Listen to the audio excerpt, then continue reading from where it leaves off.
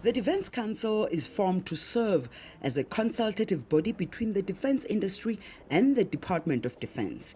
The focus will be on matters of policy and compliance, export support, and armament acquisition.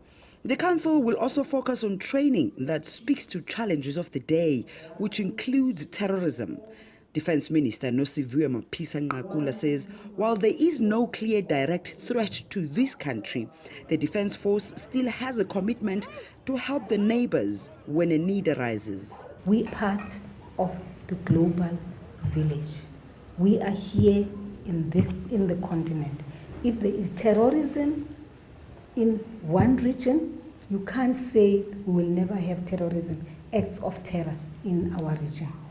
And therefore what that means is that even the kind of training which General Shoke and his generals must design is the kind of training which must also talk to the challenges of the day, that amongst others, for instance, we now have terrorism.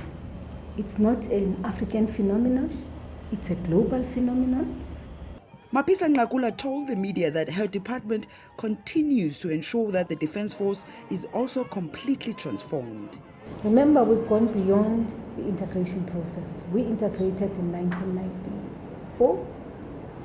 We are now in 2016.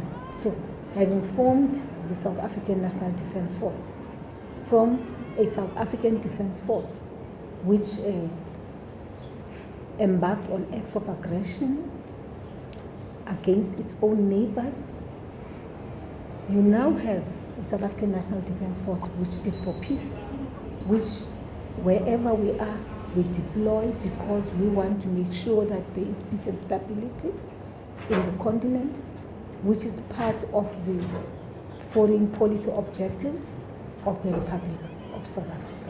The minister says the defence industry will continue to serve the country in terms of the country's regional and international obligations as well as its national interests. Yolisa, Njamela, CCTV, Johannesburg, South Africa.